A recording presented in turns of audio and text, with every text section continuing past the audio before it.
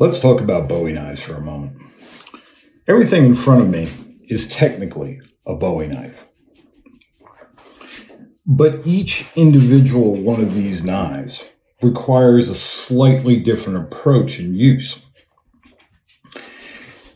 When we start off with the small size of Bowie knives, which is actually what was much more common, something like this, in the 1800s, early 1900s. This was more what you'd see being carried by the average individual. And it makes a ton of sense because, well, it's a relatively large knife as far as knives go, but very comfortably something you can carry.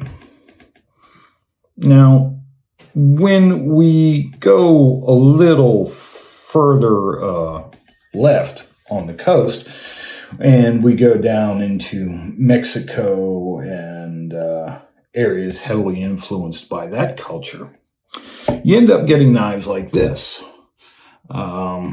Is this a Bowie knife? Well, technically, but this is definitely a knife designed for interpersonal conflict resolution as opposed to a tool for camp chores and that sort of thing.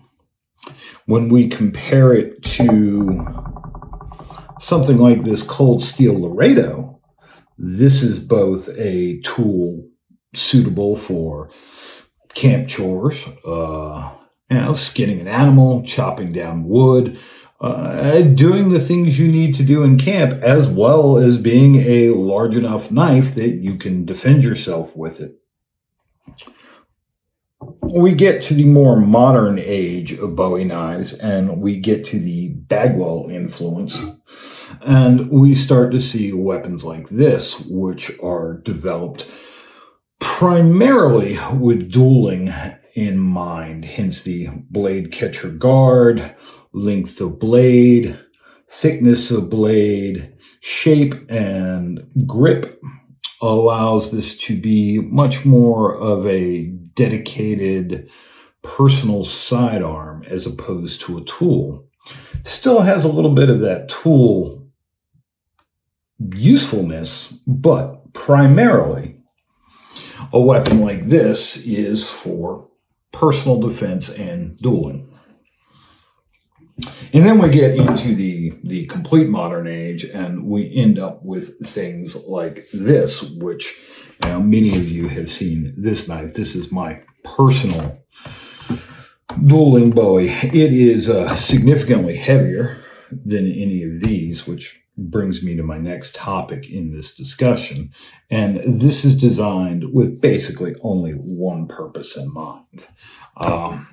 But the thing we have to realize when we are dealing with Bowie knives as a whole and the use of them as a fighting weapon, you have to look at the shape, the style, the design, and that's going to inform a lot of what you do.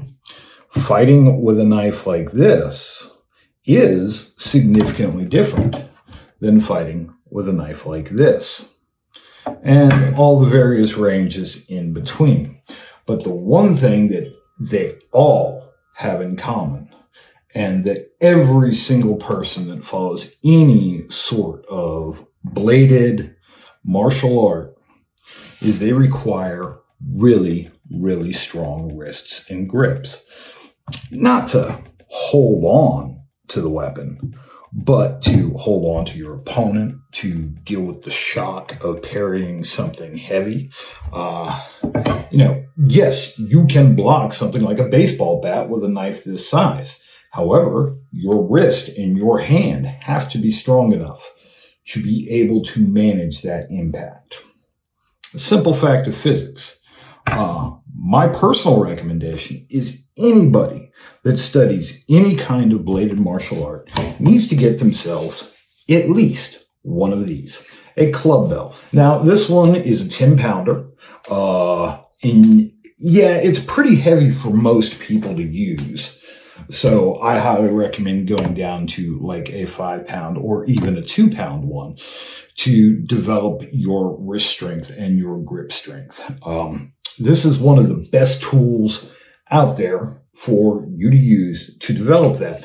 And you don't even necessarily have to like learn an exercise program with this. You can simply go through your cuts, your movements that you would be doing with your knife with a club bell.